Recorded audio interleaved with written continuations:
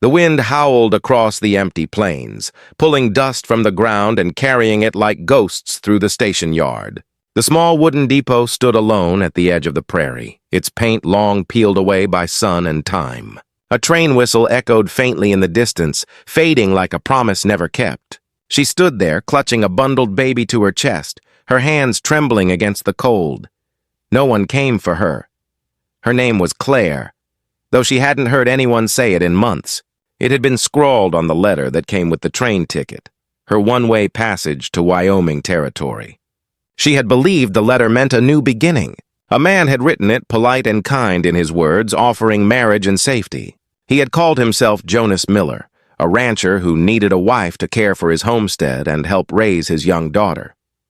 But when the train stopped at Dry Creek Station, there was no Jonas Miller. There was no rancher, just endless sky, hard ground, and silence. The station master, an old man with a crooked hat, glanced at her with pity as he locked up for the night. "You best find a place before dark, miss," he muttered. "Storm's coming in." She wanted to ask him where she could go, but her voice caught in her throat. She had no money, no name anyone knew, and the baby, small, feverish, and fragile, was not even hers by blood. She had taken him from another woman on the train, a dying woman who had begged, "Please don't let him die alone." Now Claire was all he had, and she had nothing. She sat on the station bench long after the last passenger had gone. Snow began to fall, soft flakes landing on the baby's blanket. Her fingers were stiff with cold. She thought about walking into town, but the dark made her afraid. The West was not kind to women alone. That's when she heard the horse. Hooves crunched over the frozen earth, slow and steady. A tall figure appeared out of the snow, a man wearing a long duster coat and a hat pulled low. His face was half hidden in shadow, and the wind seemed to part for him. He stopped a few paces away, silent, studying her like he'd seen ghosts before. "You waiting for someone?" His voice was low, gravelly, the kind that carried both weariness and warning. She hesitated, clutching the baby tighter. "I was."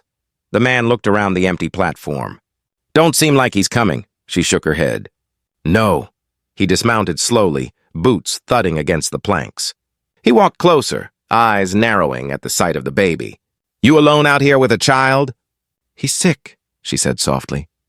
"The woman who had him, she didn't make it." For a long time, the man said nothing. The wind moved between them, and the sound of the horse's breathing filled the silence. "Name's Cole," he finally said. "Cole Asher." He nodded toward the small shack that served as the telegraph office. "Storm's gonna tear through by nightfall. You'll freeze if you stay." "I've nowhere else," she whispered. He studied her, eyes unreadable beneath the brim of his hat. There was something haunted about him, something old and wounded. After a long pause, he said, "Come on." She blinked. "Where?" "My ranch ain't far. You and the boy can stay till morning." She hesitated, fear tightening her chest. She didn't know this man. She didn't know anyone here. But the cold was already biting into her bones, and the baby's tiny cough sounded weaker by the second. "Thank you," she said at last. Cole gave a single nod and turned toward his horse. "You ride, I'll walk. Keep him close." As they moved out into the dark, Claire glanced back at the empty station. The wind had covered her footprints already. It was like she'd never existed there at all. They rode in silence for miles. The snow thickened, falling in heavy white sheets that blurred the horizon. The only sound was the slow rhythm of the horse's hooves and the baby's soft breathing. When they finally reached the ranch, the lantern light glowed through the storm like a distant star. Cole lifted her down from the saddle and led her inside. The cabin was rough but warm, with a stone hearth and walls that smelled of cedar. He motioned for her to sit near the fire, then crouched beside her to check the baby. His hands, though scarred and calloused, were gentle. "Fever's high," he murmured. "We'll get him through." She stared at him, trying to understand why this stranger was helping her. "Why are you doing this?" she asked quietly. He looked at her for a long time before answering. "'Cause once someone didn't," she didn't ask more. She couldn't. That night, as the storm screamed outside and the baby whimpered in her arms, Claire felt something she hadn't in a long time, a fragile thread of safety. She didn't know who this cowboy really was or what kind of ghosts followed him, but she knew one thing for certain. He had saved her from disappearing into the cold, and as she drifted into uneasy sleep, she thought she heard him whisper near the fire, so soft she almost missed it. "You got a name now?" Morning came slow and gray, dragging itself over the hills like a tired animal. Claire woke to the crackle of firewood and the faint smell of coffee. The baby still slept against her chest, his fever broken, his breathing steady now. For the first time in days, she felt warmth that wasn't just from a blanket. Cole was already up. He stood by the window, staring out at the snow-covered plains. The light caught the side of his face. Hard lines, unshaven jaw, eyes like winter steel. He didn't speak for a long while, and Claire wondered if he ever really did. "Storm's easing," he said finally. "Roads'll open by noon." She nodded, unsure what that meant for her. "Thank you for last night." "For letting us stay." He poured her coffee, rough hands steady. "No thanks needed. Folks don't last long alone out here." She looked down at the steaming cup, the heat biting her fingers. "I don't know where to go now." Cole's jaw tightened. He didn't look at her. "You got kin?" She shook her head. "Not anymore." "Then maybe stay a while," he said, voice low. "Just till you figure it." She blinked, surprised. "You don't even know me." He met her gaze at last. "Don't need to." "You were left behind. I know what that feels like." The words hung between them, heavy with memory. She wanted to ask what had happened to him, but something in his eyes warned her not to. The days that followed were slow and quiet. Claire helped where she could. Boiling water, mending a torn shirt, keeping the fire alive. The baby, whom she had started calling Sam, began to smile again. Cole didn't say much, but he always made sure there was food, firewood, and safety. The ranch was lonely. Wide pastures stretched into forever, broken only by an old barn and a corral. Sometimes at dusk, Cole would ride out alone and not return until after dark. Claire would stand by the window holding Sam, wondering what kind of past he carried on those silent rides. One evening, she found him out by the barn, fixing a broken fence. She brought him water and watched him work, the muscles in his arms tense and scarred. "You're good with your hands," she said softly. He gave a half smile. "Been fixing things most my life. Fences, saddles, people not so much." She hesitated. "Did you lose someone?" His hand froze on the hammer. For a moment, he didn't move. Then he said quietly, "Wife, and a boy. Fever took him 3 winters ago." Her heart clenched. "I'm sorry." "Wasn't your doing." He went back to hammering, but his voice had gone far away. "I stopped talking much after that. Stopped needing to." The wind carried the scent of rain across the field. Claire stood beside him, silent. She didn't know what to say, only that she understood loss better than most. Later that night, lightning flashed over the plains, and Sam began to cry. The sound startled her. It was sharp, frightened. She tried to soothe him, but his tiny body shook in her arms. Cole appeared in the doorway, hair damp from the rain. "He all right?" "I think he's just scared," she said. "Storms." They sound like gunfire to him. Cole crouched down beside her, his presence steady as the ground itself. "Hold him close," he murmured. "Babies feel what you feel. If you're calm, he will be too." She nodded, breathing slow. His hand brushed hers, rough and warm. It was the first time she'd felt someone touch her without taking something away. When the storm finally passed, they sat by the fire, quiet except for the rain. "You could stay," Cole said suddenly, staring into the flames. "I got room, and you got nowhere else." She looked at him, heart caught in her throat. "You don't even know my name." He turned to her then, eyes steady, voice low. "You do now," her breath hitched. "And what is it?" He looked at the baby sleeping in her arms. "Mrs. Asher, if you'll have it." The fire popped, and for the first time since she'd stepped off that train, Claire felt something break open inside her. Fear, hope, love, all tangled together. She didn't know what tomorrow would bring, but she knew one thing. She wasn't alone anymore. Spring crept slowly into Dry Creek Valley, melting the snow into muddy streams that ran between the cottonwoods. The land around Cole's ranch came alive again. Green shoots pushing through hard soil and birds returning to the wide skies. Inside that quiet rebirth, something else was blooming too, soft and uncertain, between Claire and the man who'd saved her. Days turned into weeks. Claire learned how to feed the horses, mend saddle straps, and bake bread that didn't turn to stone. Cole taught her how to shoot a rifle, though she still flinched every time it fired. They didn't talk much, but when they did, the silence afterward felt like comfort instead of emptiness. Cole had started fixing up the old barn. He said it needed work for the coming season, but Claire knew he needed the distraction too. Grief clung to him like a shadow, but she began to see glimpses of the man beneath it. Gentle, loyal, and wounded in ways words couldn't reach. One morning, she stood at the fence with baby Sam in her arms, watching Cole saddle his horse. "You ride every day," she said. "Where do you go?" He adjusted the cinch strap, eyes distant. "Just checking fences. Making sure what's mine stays safe." But his tone carried something else, something unspoken. She didn't press him, though the question lingered in her mind. That night, she got her answer. It was near midnight when the knock came at the door.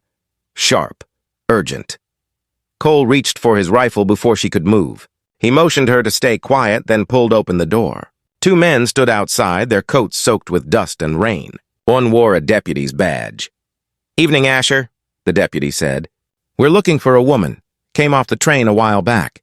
Name's Claire Whitaker." Claire froze. Her breath caught in her throat. Cole didn't turn around. "What's she wanted for?" "Fraud," the deputy said. "Some rich rancher out east claims she stole his money, ran off with his wife's baby. Says she's dangerous." Cole's eyes darkened. "And you believe him?" "Doesn't matter what I believe," the deputy said. "Got orders to bring her in." Behind Cole, Claire stepped forward, trembling. "That man Jonas Miller, he's lying." "I didn't steal anything. His wife died on the train, and she gave me her baby to save him." Her voice cracked. "I swear it." The deputy looked uncertain, but the other man beside him, lean, sharp-faced, with eyes like a snake, smirked. "Don't much care, lady. You're coming with us." Cole moved then, stepping between them and Claire. His voice dropped cold as iron. "Not tonight, you're not," the man sneered. "You gonna stand against the law, cowboy?" Cole's hand rested on his revolver. "If the law don't smell like justice, yeah, I will."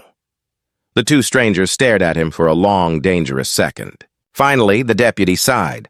"We'll be back tomorrow. Don't do nothing foolish, Asher." They turned and rode off into the dark. Claire collapsed into the chair by the fire, shaking. "It's true," she whispered. "He'll come for me. That man." "He always gets what he wants." Cole knelt beside her, his eyes soft now. "You told me the truth that first night. I saw it." He reached for her hand, rough thumb brushing her skin. "I ain't letting anyone take you, or that child." "They'll kill you," she said, tears welling. "Maybe," he said quietly. "But I've had worse done to me, and I've got more to fight for now."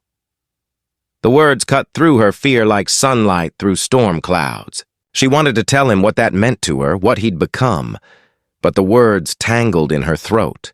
Instead, she whispered, "Why would you risk yourself for me?" He looked at her for a long time. "'Cause you're not just some woman left behind anymore. You're mine to protect." Outside, thunder rolled across the plains again, but this time Claire didn't tremble. She held Sam close, and when she looked at Cole, she knew what the next sunrise would bring.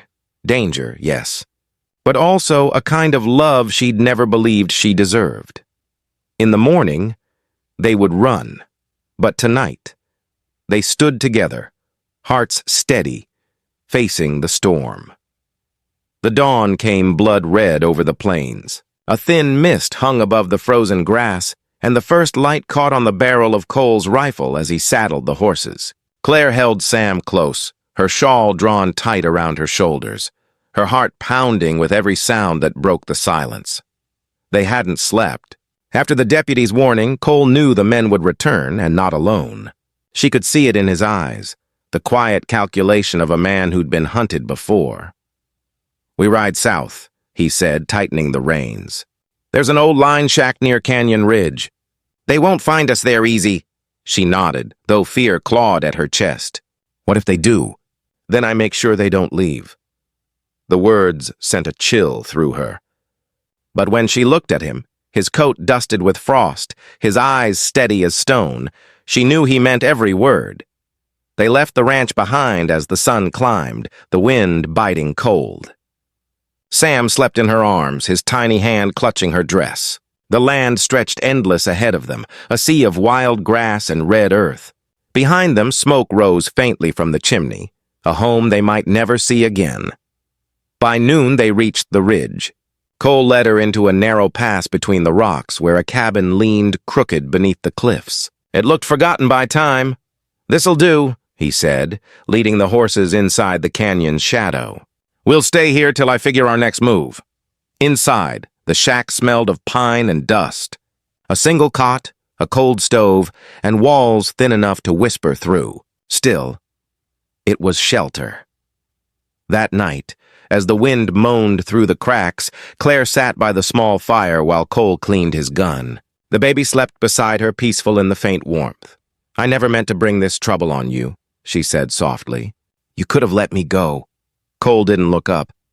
"And left you to hang for another man's sin?" "Not a chance. Why?" she whispered. "You don't owe me anything."